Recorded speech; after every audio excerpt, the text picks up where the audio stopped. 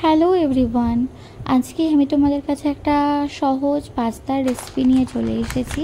ঠিক আছে, এটা একটা এলবো পাস্তা কিনে এনেছিলাম আমি, যেটা পাস্তাগুলোর শেপগুলো অনেকটা এলবোর মতো ছিল, তাই হয়তো এটা এলবো পাস্তা। জানি না, এটা আমার মনের ধারণা। প্রথমেই যেটা দেখলে, আমি একটু জল গরম করে নিচ্ছিলাম আর তার মধ্যে একটু সর্ষের তেল দিয়ে দিয়েছিলাম, কারণ আমার মনে হয়েছিল পাস্তাটা যখন সিদ্ধ হবে তখন আমরা চাউমিনটা যে প্রসেসে করি, চাউমিনটাতেও তাই করি যে একটু সিদ্ধ করার সময় জলটার মধ্যে তেল দিয়ে দিই যাতে একটার সাথে একটা গায়ে না লেগে যায়। তো আমি পাস্তাটার ক্ষেত্রেও তাই করেছিলাম, তাও এটা লেগে যায়নি একটার সাথে একটা। আর আমার যেটা মনে হয়েছে পার্সোনালি, পাস্তাটা চাউমিন আর ম্যাগির তুলনায় একটু শক্তই থাকে, সেটা আমি যতই ফুটিয়ে নিই না কেন। আমি বারবার চেক করে দেখছিলাম যে কতটা নরম হয়েছে, কিন্তু বেশ খানিকক্ষণ ফোটানোর পরেও এটা কিন্তু খুব একটা নরম হচ্ছিল না, মোটামুটি শক্তই ছিল। তারপর এখানে আমি পরিমাণ মতো একটু পেঁয়াজ কুটে নিয়েছিলাম, আর গরম যেটা পাস্তা যেটা সিদ্ধ হচ্ছিল, সেই সিদ্ধ হয়ে যাওয়া পাস্তাটা একটুখানি ঠান্ডা জল দিয়ে ধুয়ে নিয়েছিলাম আর সেটা জল ধরার জন্য রেখে দিয়েছিলাম। তারপর আমি নিয়েছিলাম কটা রসুন, আর এই রসুনগুলো আমি কুচি করে দিইনি, কারণ আমার মনে হয়েছিল যেগুলো কুচো করে দিলে হয়তো মুখে পড়লে ভালো লাগবে না খেতে, তাই আমি একটু স্ম্যাশ করে দিয়েছিলাম। আর এখানে আমি নিয়েছি একটু জিরে গুঁড়ো, একটু লবঙ্গ, এখানে তো রসুন একটু থেঁতো করে নিয়েছি, আর একটু লঙ্কা কুচো, আর পরিমাণ মতো পেঁয়াজ, আর এখানে রয়েছে সিদ্ধ করে রাখা পাস্তাটা। দিয়ে কড়াইতে তেল যখন গরম হয়ে যাবে, জিরেগুলো দেওয়ার পর আমি রসুনগুলোকে দিয়ে দিয়েছিলাম, রসুনটা আর তার সাথে দিয়ে দিয়েছিলাম লবঙ্গটা, দিয়ে ভালো করে নাড়াচাড়া করে নিচ্ছিলাম। আর যখন এই রসুনটা একটু লাল হয়ে গেছিলো, তখনই কিন্তু আমি পেঁয়াজ কুচিটাও দিয়ে দিয়েছিলাম এর মধ্যে।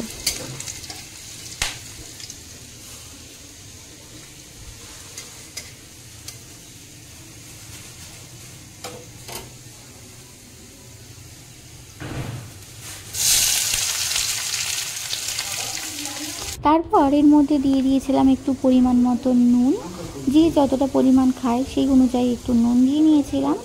আর তারপর একটু দিয়ে দিয়েছিলাম হলুদ, আর একটু আমি জিরে গুঁড়ো এর মধ্যে অ্যাড করেছিলাম। জিরে গুঁড়োটা অপশনাল, কেউ চাইলে অ্যাড করতেও পারে আবার নাও পারে।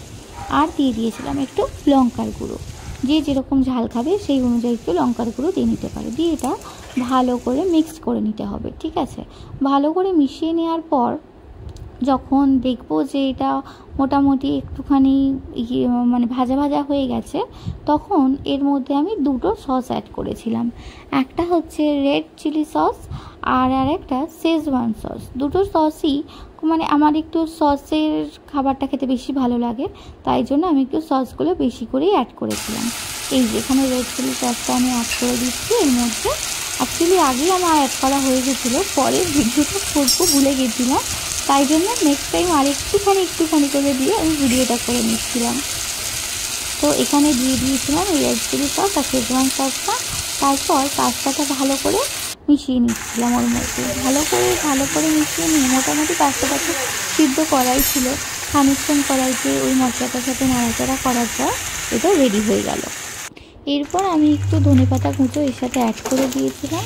ধনেপাতার ফ্লেভারটা খুব ভালো লাগে, তাই জন্য এটা একটু অ্যাড করে দিয়েছিলাম। আর আমি কিনে নিয়েছিলাম একটা আমুলের চিজ, তো এই আমুলের চিজটাও একটু অ্যাড করে দিয়েছিলাম। যাদের চিজ পছন্দের তারা এটা করতেই পারো, অথবা নাও করতে পারো, এটা অপশনাল। দিলে খুব একটা টেস্টের কিছু সেরকম হেরফের বলে আমার তো মনে হচ্ছিল না, কিন্তু এটা একটা বাজে ব্যাপার ঘটে গেছিলো যে আমি চিজটা গ্রেট চিজটা অর্ধেকটা ভেঙে পুরো কড়াইটার মধ্যে পড়ে গেছিলো।